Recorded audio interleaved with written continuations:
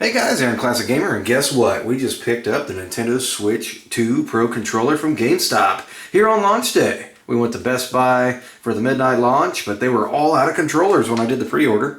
So we ended up also pre-ordering this for launch day, but at GameStop. So let's take a look at the packaging here, and then we'll compare it to the original Nintendo Switch Pro Controller. There's a couple new additions, but seems very familiar. Alright, first let's check out the front, and you see the awesome Nintendo Switch 2 logo there, and then the classy Nintendo logo, a little spot you can hang it on the shelf there at the store. And here it is, just detailing what it's called. On the side you can see somebody playing with the controller, and you got the new chat button there, which has been added. That's kind of cool, so you can just hit that and chat with your buddies while you're playing games. And then you have the GR and GL buttons on the back of the Nintendo Switch 2 Pro Controller, which are programmable. Very, very neat. On the bottom, you just have some legal stuff, and it says it's energy verified, and it can give you reproductive harm apparently, so you probably shouldn't put it in your mouth. Anyway, here's the back of it. It says Nintendo Switch 2 Pro Controller. The Nintendo Switch 2 Pro Controller features NFC near field communication. That's a feature that was also in the previous Pro Controller. Alright, this functionality: the capture button, the C button, which can open game chat, and the GR buttons, which can be mapped to whatever buttons you like. Look on the back of the Nintendo Switch 2 game packaging to see which games use the Nintendo Switch 2 Pro Controller.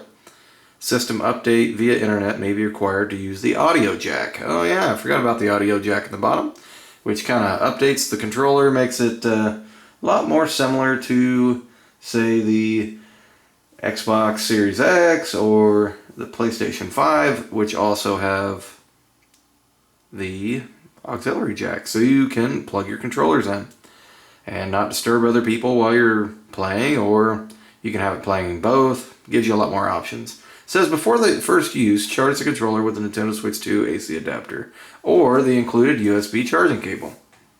Alright, it just shows you it's a regular USB port, and then it's a USB-C that hooks into the controller. The controller will automatically pair with the Nintendo Switch 2 system when it is turned on in TV mode and connected with the USB charging cable. Alright, some good information there. Let's go ahead and unbox this, guys, and take a look. Got a couple little seals here we're going to have to break, so we're going to have to whip out our handy dandy knife. Da, da, da, da, da, da. Let's go ahead and open that up.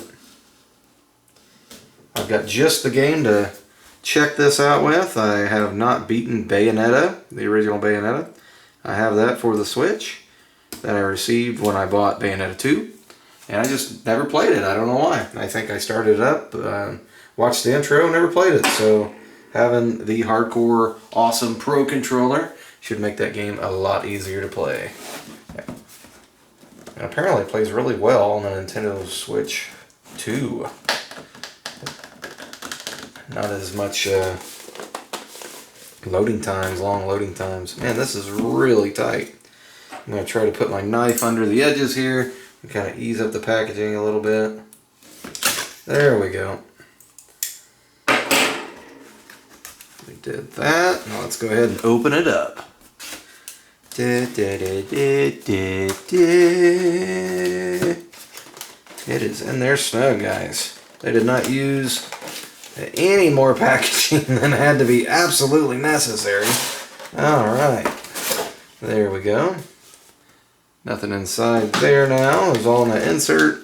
Here's the USB-C connection, and then just a classic USB, probably 3.0. Put that to the side. Alright, here is the moment of truth. The new Pro Controller. It feels pretty similar in weight to the original Pro Controller. Let's check it out. Ooh, ah. Da, da, da, da, da, da. Oh yeah, cool. I like the matte finish. Very neat. Oh cool, and that's different colored buttons on top. Kind of distinguishes a little bit from the original Pro Controller. There's the connection for the USB-C. And now it lights up and tells you which controller it is on top, so that's new. There's the capture button and the auxiliary cable button for your headphones. Very cool. Let's feel how, oh yeah, the D-pad is great. Good, decent D-pad, which you need for these fighting games and things, or like retro 2D style games. Got some like dirt from the factory or something right there, kind of weird. Oh well, that cleaned up pretty quick. Buttons, everything feels good. The sticks are clicky. Yeah, it's very comfortable. And then these buttons are very comfortable too. I could see accidentally hitting them because your thumb kind of just rests there naturally. Very, very cool, guys. And it's completely dead, so you gotta, you know, plug that in and everything. So let's take a look at this next to the Nintendo Switch Pro Controller. The original. Alright. So there was more of like a texture difference with the Pro Controller, so I feel like it was a little easier to grip. And it would show the control indicator on the bottom there. Whereas, like I said, it's on the top now instead of there. Here's how it looks from the top. Instead of that glossy, nice finish, you've got this white, clean, very interesting finish as well. You look at them from the back. Of course, it's, whoa, that's nice. Dropping a new controller day one. Anyway, you look at the back, you've got the Nintendo logo prominently, and of course you don't have like the see-through anymore. It's just all this matte black finish with the extra buttons. And we're looking at the side. It looks like the triggers are a little bit bigger. Sound very similar. Of course, like I said, this controller's had a lot of use over 8 years of faithful service. Still working great. Hundreds and hundreds of hours of gameplay on that. Alright, let's do the hand test to kind of just feel how it feels. Like, this is one of the most comfortable controllers I've ever had. The Pro Controller 1. This is maybe just a hair lighter than this. This is a little heavier, the original. This is just a little bit lighter. Does fit very comfortable. Feels like the handles are maybe just a hair smaller, and they don't have the different texture. It's all one smooth texture, so I could see that getting kind of I don't know, maybe a little slick when you're playing. I'm not quite sure. I guess we'll find out in a couple weeks after we played a few games. Like I said, I'm going to play some Bayonetta with it and try that out. And that'll be a true test of it with all the button mashing awesomeness. So overall, guys, seems very comfortable. Very comfortable controller. I like the addition of the C button at the center. So all the buttons, so you've got the home button over here and the capture button. And those are very familiar in the same spots as on the original Pro Controller. The D-pad is actually a little bigger now. Feels great. The old one felt great. A great D-pad, probably one of the best D-pads on any controller ever. And it looks like it's exactly the same, just a little bit bigger. The control sticks, these have had a lot of use, but still are awesome. There's no sort of stick drift or anything like that. I would expect the same out of this. These sticks are a little tighter, but of course it's new, so it's kind of hard to totally compare those. They both use the USB-C connection on the top there to charge, so that'll be nice. You can use your old cable or your new one. I still will probably play my old Switch, so got lots of options there and a cable for each. Another thing I just noticed is, like on the control sticks, it's all black. Well, this one's got some heavy use, so you can kind of see where the plastics has eroded a little bit. Here, the controllers, like the neck of the control sticks, are white. So that's a nice little offset that kind of matches the top there. So a lot of little tiny changes, very familiar.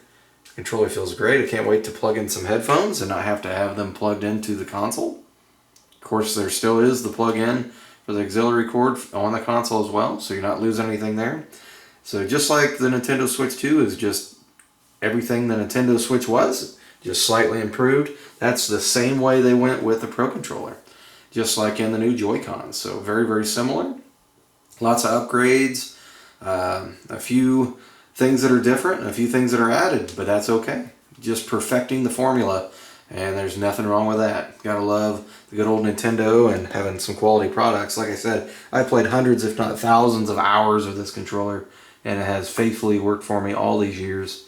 I was actually just playing with it last night, getting ready for launch, so tons and tons of fun, guys, and can't wait to try out this awesome controller and put it through its paces.